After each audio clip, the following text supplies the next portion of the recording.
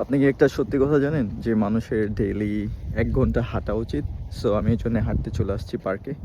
So হাঁটতেছি। আর মানুষের কিন্তু আরেকটা জিনিসও করা উচিত, সেটা হচ্ছে শপিং। বলবে যে এটা ভাই প্রফিটের জন্য বলতেছি, ভাই টু বি অনেস্ট প্রফিটের জন্য না, এটা সত্যি শপিং মানুষের করা উচিত ডেইলি।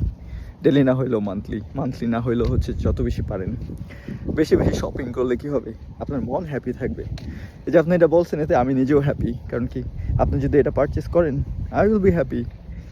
আপনিও হ্যাপি থাকেন, আমিও হ্যাপি থাকি। যেই প্রোডাক্ট লাগতেছে ফ্রম ইউএসএ থেকে, ওই প্রোডাক্টের লিঙ্ক দেন।